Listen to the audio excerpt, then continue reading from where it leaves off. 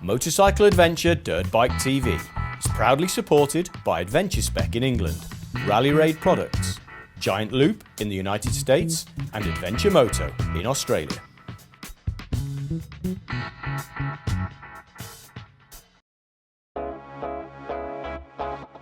KTM Australia have given me the KTM1290 Super Adventure R to test for 4 days. I'm a dirt-oriented adventure rider, and unapologetically this review will heavily focus on this bike's capability to handle a dirt adventure. Our location for this test are the Waddingon Mountains, which are part of the 3,500 kilometre Great Dividing Range that stretches almost the length of eastern Australia. This is a place made for adventure, with thousands of kilometres of trails. I suppose our European and American friends wouldn't call those hills mountains, but I can assure you many of those trails can be very challenging. I'll be honest, I approached this test with some trepidation. After all, the numbers 1290 and adventure just don't seem to go together. Well, actually, the engine is 1301 cc's, something you'd find in a small car, for crying out loud. But when I kicked my leg over the bike, I felt like I was riding an old friend, the KTM1190 Adventure R. As I rode out on that black top, the bike felt light and nimble, with an engine that was happy to chug along at legal speeds. This bike comes with an impressive range of sophisticated electronic wizardry and thoughtful accessories that improve rider comfort and safety. But at the end of the day, it is the fundamentals of bike handling and comfort in the dirt that will define this bike's credibility. For a dirt-oriented adventure into the outback of Australia, there are some must-haves for a bike to earn the word adventure in its name. These include a long fuel range, high rider comfort both sitting and standing, capable suspension, a usable willing engine that doesn't wear you out over long distances, and bike stability at slow speed. Everyone seems to forget that most handlebars of big adventure bikes hit the dirt in the slow stuff. And finally, there is the issue of keeping dust out of the engine with a robust filtering system. Straight out onto a rutty, bumpy powerline trail, and the most obvious improvement over the 1190 quickly became apparent. The improvements in suspension are significant. When pushing the bike hard, the resistance to bottoming of the front forks was excellent. Hitting sharp-edged potholes at speed was soaked up by the suspension, where before the fork would have fallen through the stroke with a bump. The smaller irregularities on the trail were soaked up. In short, the suspension was confidence-inspiring and predictable, and a standout feature of the bike. The KTM1290 Super Adventure R comes with fully adjustable dirt-oriented suspension front and rear, including preload and rebound and compression dampening. The engine power develops linearly and pulls from around 1200 RPM. This low-end power is noticeably meatier than the previous 1190. It's very useful in heavy traffic conditions, but also very usable slowly moving through obstacles on the trail. With traction control turned off, power slides are effortless, and steering the bike through back-wheel grunt is fun. Even when I cracked open the throttle, the predictable delivery of gobfuls of grunt just brought a smile to my face. But equally as importantly, the engine was very comfortable when I wanted to chill and just putt down that country lane and take in the scenery. With a 21-inch front and an 18-inch rear wheel combination, the dirt orientation of this bike is strong, and I found myself gravitating towards some single trail.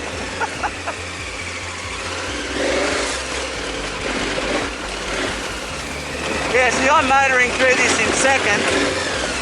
Torque is just so good.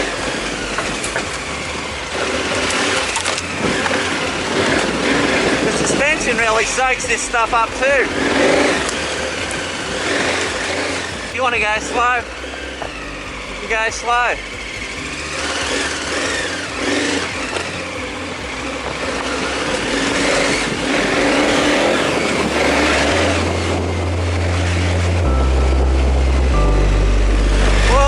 That was one I didn't expect.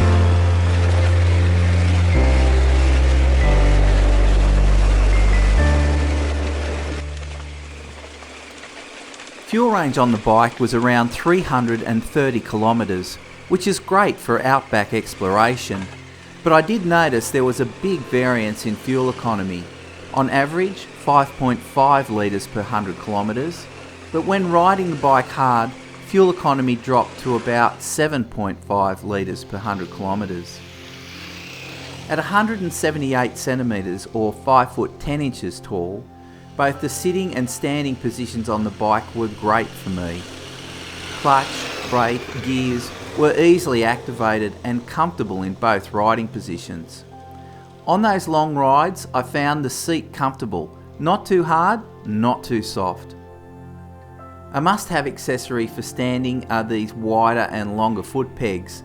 They give you more turning power, but most importantly are so comfortable. In the dirt, I rode with the adjustable fairing down, and that punched the wind to the top of my helmet when seated, and there was no wind buffeting. On freeway speeds, with the fairing extended fully, the wind was pushed well over the top of my helmet, and again I didn't experience any wind buffeting. A neat feature of this bike, particularly suited to dusty Australian conditions, are the pre-air filter inserts that can be easily accessed by one screw for cleaning. The twin front Brembo discs combined with the smaller rear disc had a progressive feel and could be activated easily with one or two fingers. These brakes have some serious stopping power if needed, but it was fun steering this bike with the rear brake through some single trail.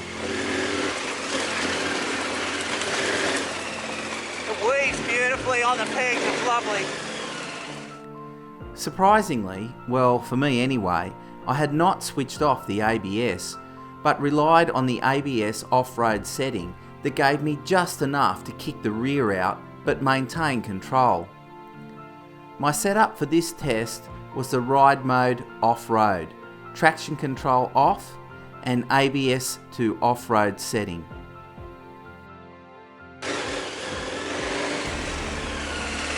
Alright, how's it going? Good. Your mate came off back there, he's alright. Yeah. Unfortunately, I can't use any of the audio from these trail riders due to their colourful language. Suffice to say, they couldn't believe how fast this bike was through the single trail and how well it handled. It's nice, all you got to do is just stand on the pegs and lean with the bike and roll through it. The off-road mode limits this bike to 100 horsepower. It's got 160 in sports mode, and that should bring a smile to anyone's face. There will be further discussion on the very sophisticated traction control and ABS settings for this bike by Rob Twirald from KTM towards the end of this video. I'm not the greatest fan of riding in the dark, but that LED headlight shoots out an intense white light with a great throw and width that ensures there are no surprises lurking in the shadows. High beam doesn't intensify the light, but extends it significantly in all directions. This great headlight illumination is ideal for a bike of this capacity. A neat feature, particularly when turning at low speed, is additional lighting that activates in the direction of the turn. The instrument panel is another outstanding feature of the bike that can easily be read in direct sunlight. The layout is uncluttered and finding the information you want is intuitive. Other handy features include cruise control, keyless ignition and Bluetooth. Crash bars come with the bike, but you'll have to buy that bash plate and those broader, longer foot pegs. There's a great little phone box on the steering stem, but a word of caution, it's not waterproof. Is there anything I would change on the bike? Well, I'm not a fan of the adjustment rollers for the adjustable fairing. I'd much prefer the clip lock system found on the KTM1290. And if you're riding a lot of bush miles, you're going to need some form of headlight protection to prevent that lens from being scratched. Finally, the side stand foot is way too small for a big adventure bike. As I headed back into town and back on the blacktop, I reflected that 4 days on this bike just wasn't enough to get a full appreciation of its potential. I felt there was so much more this bike had to offer that I hadn't discovered. But nevertheless, I was confident I had gained a great appreciation of what this bike had to offer the dirt-oriented adventurer, and it was all good. Time to catch up to Rob Twyrold, the Technical Services Manager for KTM Australia, to get him to run through the key features and benefits of this bike. Hi, Rob Twyrold from KTM Australia here today. Technical Service Manager for KTM. Really here to talk to you about the bike that is at the very top of our range of motorcycles, the 1290 Super Adventure R. Starting at the heart of the bike, the motor, it's 1301cc of pure grunt.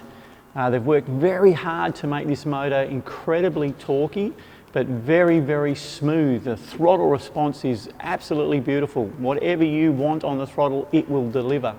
It chugs along at 3000 RPM in top gear at 60 to 80 kilometres an hour, or it can scream you along an autobahn, if we had autobahns here in Australia, at 180 plus kilometres an hour. So on the R model, we have a really off-road orientated suspension package. For 2017, we get improved bottoming, improved dampening, stronger spring rates. The factory really now understand that the Aussie rider takes these bikes off-road, really want to go exploring in extreme conditions and tackle those corrugated roads, some single track, some real tough conditions that perhaps you would normally take an enduro bike, but these bikes are quite capable. So now the electronics package, which is the pinnacle of all the bikes that we have in the KTM range. It offers MSC, which is actually the umbrella name for combined ABS. So the ability for the ABS to apply the rear brake, let's say when you apply the front brake in a proportional value. It also has lean angle sensitivity on the ABS. So as we crank into a turn, potentially on a slippery road where we may lock the front or rear brake, it can actually determine the angle and the amount that it needs to interfere with your braking. We have lean angle sensitive traction control as well. So when we're cranked over and we open that throttle, that's 1300cc grunt applies to the road, the traction control can take over and really look after us. The beauty of the system is it's very, very subtle, and most often you wouldn't even know that it's taken over or assisted you unless the little light on the dash flashes up. The dash, all new dash, TFT display, it actually won an award at a recent computer show, and the technology that they use is that the Gorilla Glass coating on the top is actually bonded directly on the display, so there's no air gap. So that problem with TFT displays with sunlight showing on there doesn't affect this display. It should be visible in any sort of light or darkness. It also has Bluetooth connectivity, so we can connect our phone to the bike. We can charge our phone while we're riding along with the bike. A special compartment to contain the phone. We can answer a call and we can play our music to Bluetooth headphones. A really cool feature on the 1290 Super Adventure R is the ability to adjust the height of the screen on the fly. So it has a dial on the side that you are able to adjust up or down. The R model has a slightly lower screen as well compared to, let's say, the S model, which is more road orientated. And the reason for that is at some stage we expect you to stand up on a dirt road or somewhere, and if the screen was high, you might cop it in the chin or in the neck. So slightly lower, but a really nice feature to be able to adjust the height of that screen. A really nice upgrade on the R model adventure bikes for 2017 is the suspension package. So this year, understanding that people take them off-road to get better bottoming resistance, it's an all-new shock absorber featuring 2 pistons. And the idea is that as we go deep into the travel, the second smaller piston enters a cup filled with oil, which offers more resistance to bottoming as we get deep into the travel. A similar feature on the fork, a hydro stop. So on the inside of a spring, on the spring is a guide. And again, as we get deep into the travel, the guide enters essentially a cup that this year is sealed and longer and tapered. Again, progressively offering more bottoming resistance. As it goes in, it also has a little piston that floats on the bottom. And so on the rebound stroke, that piston would open up and allow the fork to recover, ready for the next bump. So very good bottoming resistance on the 2017 R models. So improved suspension package, not only better bottoming, but also really easy adjustment. So left-hand side, white is compression, right-hand side is rebound adjustment. So right, red, rebound. Then also with a 22mm spanner, you can adjust the preload on the springs. So fully adjustable from the top of the bike, really simple to get to. So a really nice standard feature is the colour coordinated crash bars. Some optional parts are the engine protection, so the aluminium skid plate, which is essential if you're really going on those extreme off-road rides. For your comfort, the rally pegs, so they're longer, more support for your feet. So on the KTM1290 Super Adventure R, we have some really nice features available from the left-hand switch block. So we have the cruise control, the ability to navigate through the screen to offer different modes. So we have different traction control modes, power modes, and ABS modes. So a really nice feature again for 2017 on the 1290 R and S model is the ability to fit a pre-filter. On the R model, this will come standard. So previously, to fit a pre-filter or a foam filter for our really dusty conditions here in Australia, it meant removing the tank. The fantastic thing is the factory has put a bit of thought into this and now offer a pre-filter prior to the main filter that is very easily serviced and mounted with one screw. A really cool feature. A really iconic feature for the 2017 Adventure range is the new headlight design, and this will become the look of KTM into the future right through the road range. But it's essentially an LED headlight. The problems with LED is obviously they generate a lot of heat, so you have to have a heat sink.